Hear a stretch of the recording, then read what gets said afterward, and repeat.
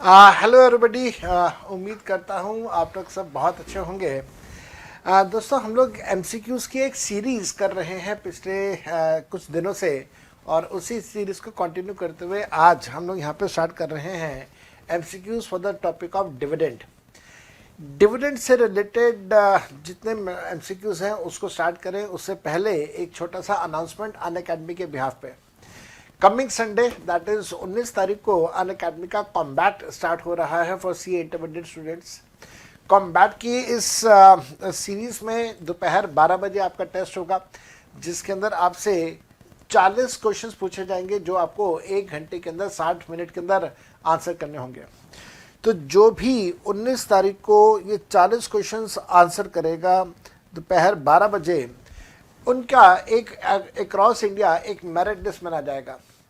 Merit list में जो top 3 rank holders हैं उन लोगों को 100% फ्री स्कॉलरशिप अनअकैडमी की तरफ से दिया जाएगा, जहां पे 1 साल का प्लस सब्सक्रिप्शन आपको ऑफर किया जाता है। कुछ और स्कॉलरशिप भी रहते हैं जहां पे 75% का डिस्काउंट या स्कॉलरशिप्स या 50% की स्कॉलरशिप्स होती है डिपेंडिंग अपॉन योर रैंकिंग। और इस तरीके से अनअकैडमी टोटल 1 करोड़ रुपए की स्कॉलरशिप आप लोगों को ऑफर कर रहा है। ये जो क्वेश्चंस हैं इस क्वेश्चन के अंदर जो टैक्स के एग्जाम के जो क्वेश्चंस हैं वो मैंने डिज़ाइन करे हैं और आप लोगों को वो क्वेश्चंस अच्छे लगेंगे। तो इस कॉम्बैट की सीरीज़ को मिस मत कीजिएगा। 19 तारीख दैट इज़ कमिंग संडे ये सीरीज़ है। इस सीरीज़ के लिए जो आपने अटेम्प्ट करने हैं क्वेश्चंस, उसके लिए लिंक मैं आपको डिस्क्रिप्शन बॉक्स में दे रहा हूं, उसको आप ज़रूर फॉलो कीजिएगा। और अब हम लोग यहाँ पे स्टार्ट कर रहे हैं dividend multiple choice questions for the topic of dividend. Hopefully you will enjoy the session and here is that video for you. आओ मेरे बेटा, डीम डिविडेंड हमने कंप्लीट किया। अब डीम डिविडेंड और डिविडेंड सब कुछ कंप्लीट करने के बाद मल्टीपल चॉइस क्वेश्चंस हैं, कम है लेकिन अच्छी क्वालिटी के क्वेश्चंस हैं। ध्यान से पढ़िएगा, आपको अच्छे लगेंगे। पहला क्वेश्चन है, मिस्टर जे जिसकी उम्र है 61 years is a resident of India and is a share holder of GGC limited which is a domestic company. एक कंपनी है, डोमेस्टिक कंपनी है, उसका शेयर होल्डर है मिस्टर जे। जीजीसी लिमिटेड है एक कंपनी जिसका शेयर होल्डर है mister J. The company has announced dividend of 12 lakh रुपए ऑन 30th of March 2020। याद रखना 30th March 2020 दैट इज पिछले साल अनाउंस किया था, पिछले साल अनाउंस किया था, मिला इस साल है। Which is received on 20th of April 2020। Now यहां पे आगे मुसीबत, यहां पे आगे मुसीबत। अब आपको यहां पे समझ आएगा कि मैंने क्यों आपको पिछले साल के प्रोविजंस करवाए थे और क्यों इस साल के प्रोविजंस का एक साथ कंपैरिजन करवाया था। याद रखना मैंने आपको ये बात बोली थी कि अगर पिछले साल का डिविडेंड रिसीव इस साल हो रहा है, अगर पिछले साल का डिविडेंड रिसीव इस साल हो रहा है तो अभी भी आप पिछले साल के प्रोविजंस ही अप्लाई करेंगे। तो यहां पे जो प्रोविजन लगेंगे वो पिछले साल के प्रोविजन लगेंगे अभी भी। दैट मीन्स इस 12 लाख के ऊपर कंपनी पे करेगी कॉर्पोरेट डिविडेंड टैक्स, कंपनी पे करेगी कॉर्पोरेट डिविडेंड टैक्स। 12 लाख में से 10 लाख रुपए आप शेयर होल्डर के लिए एग्जाम कर देंगे सेक्शन 10 सबसेक्शन 34, और 12 लाख में से बाकी बचा हुआ 2 लाख रुपए का पैसा आप शेयर होल्डर के लिए टैक्सेबल करेंगे 10% के रेट ऑफ इंटरेस्ट के 10% टैक्स रेट के साथ। सेक्शन लगेगा 115 BBDA। So now my answer will be D, जहां पे मैंने आपके साथ सारे पॉइंट्स डिस्कस कर दिए हैं। क्वेश्चन 2 पे जा रहा हूं। An individual has received dividend from a foreign company. At what rate it shall pay tax? Foreign company का डिविडेंड पिछले साल भी टैक्सेबल था, इस साल भी टैक्सेबल है, और टैक्सेबल होगा at the normal rate of tax which is given in the first schedule of the finance act. So it will be taxable at slab rate, क्योंकि इंडिविजुअल है इस वजह से स्लैब रेट शेड्यूल 1 का tax rate. Point number 3, a private limited company is engaged in the manufacturing activity and had a general reserve of 20 lakh rupees. It granted a loan of 5 lakh rupees to a director who is holding 13% shareholding cum voting right in the company. तो कुछ बातें ध्यान रखिएगा, 13% का share है, that means 10% वाली condition satisfy हो गई, 222E अप्लाई होगा। जो रिजर्व्स का अमाउंट है वो है 20 लाख, जो लोन का अमाउंट है वो है 5 लाख, 20 लाख और 5 लाख में से लोअर अमाउंट आता है 5 लाख, तो जो टैक्स ट्रीटमेंट होगा वो 5 लाख के ऊपर होगा। The said loan was repaid by him before the end of the year. Loan उसने वापस कर दिया था। गवर्नमेंट कहती है कोई फर्क नहीं पड़ता, लोन वापस करो ना करो, जैसा भी होगा अमाउंट ऑफ डीम्ड डिविडेंड तो टैक्सेबल होगा ही होगा। और हमारे इस एग्जांपल के अंदर डीम्ड डिविडेंड का अमाउंट विल बी 5 लाख रुपए एंड 5 लाख रुपए will be taxable for the share holder who is a director of the company. चलिए इसके आगे बढ़ चलता हूं मैं। Let me move ahead. Let me move ahead, question number 4 पे जाता हूं। Mrs J has received a dividend of 80,000 rupees for her equity holding in GGC limited which is a listed domestic company.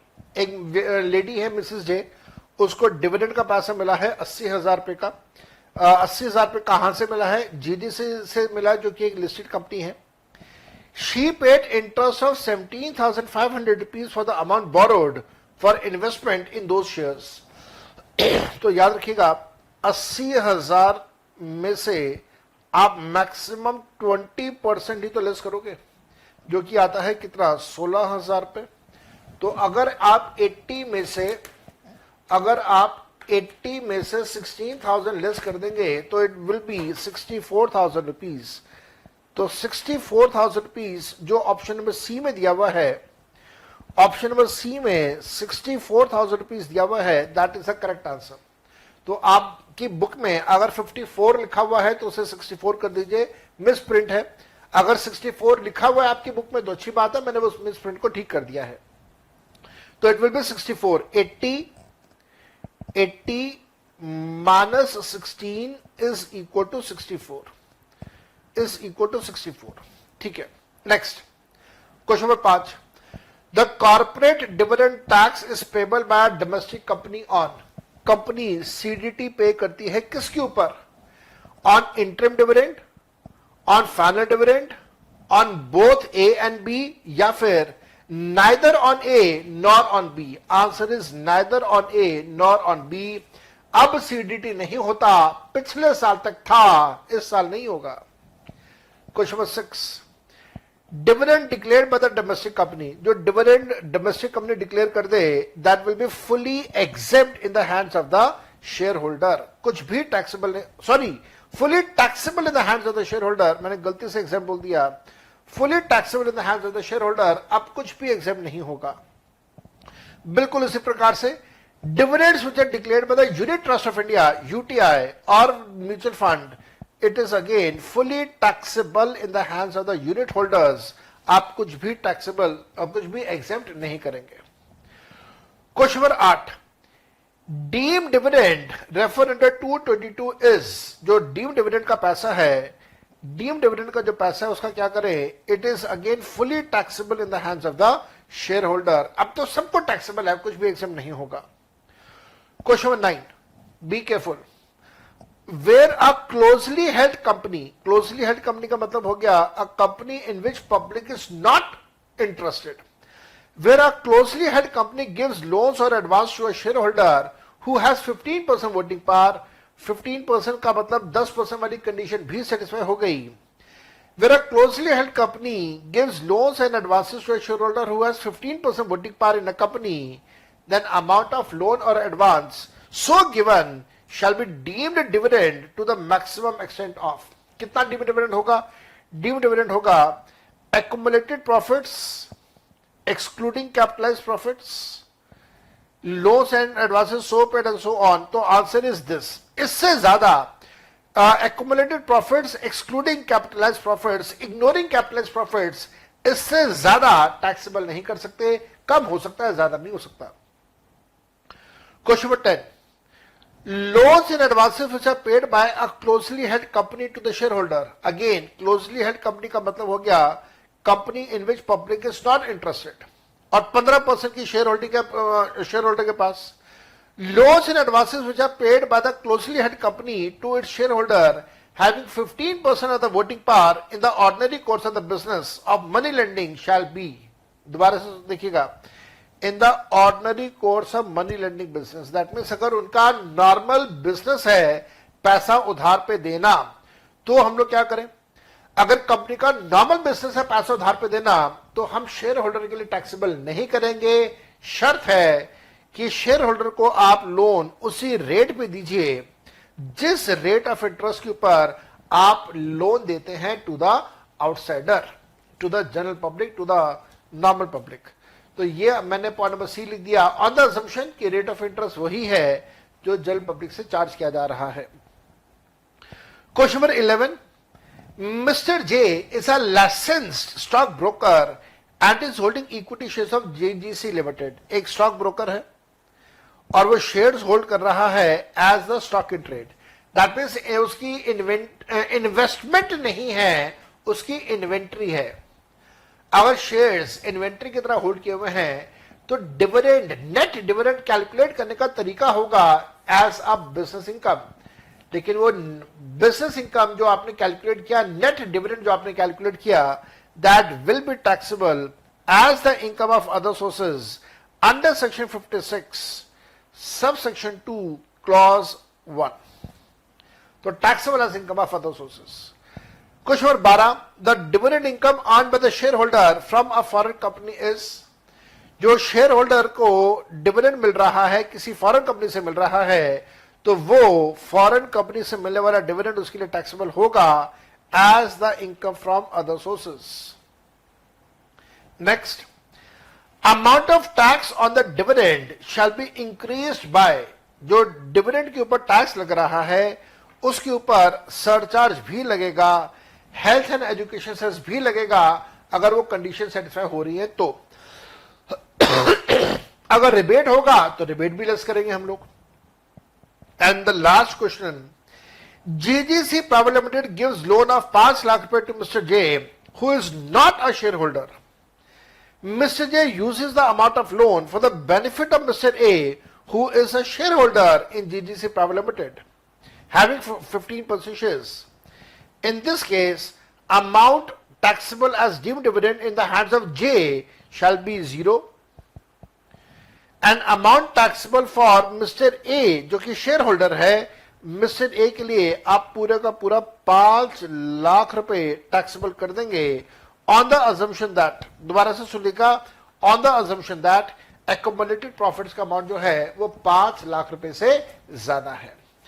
लो मेरे बेटा, तो यहां जाके 2 classes हमारी हुई और यहां जाके हम लोगों ने इन 2 क्लासेस के अंदर डिविडेंड, डीम्ड डिविडेंड के सारे कंसेप्ट्स कर लिए. लेटेस्ट अमेंडमेंट्स सारे के सारे मैंने आपके साथ कवर कर दिए. मैंने आपके साथ मल्टीपल चॉइस क्वेश्चंस कवर कर दिए, लॉसेस का कंसेप्ट, इसके अलावा डिडक्शंस का कंसेप्ट और बाकी सारे कंसेप्ट जो कुछ पॉसिबल था, टीडीएस वगैरह, वो सब कुछ मैंने आपके साथ यहां पे डिस्कस किया. इस चैप्टर को बड़े अच्छे से करके जाना, एग्जाम में आने की probabilities are very very high. Doubts साथ साथ में पूछते रहिएगा. I will meet you in the next class with the start of the new chapter. Till that time, I will love to listen from your side. मेरा mobile number आपके पास है, call कीजिए, व्हाट्सएप कीजिए, मेरे को सोशल मीडिया पे follow कीजिए, फेसबुक, ट्विटर, इंस्टाग्राम, टेलीग्राम, इन सब जगह पे मेरे को फॉलो कीजिए. And I will love to be in touch with you. Till the time I listen from your side. Bye bye and take very good care of yourself. Love you all.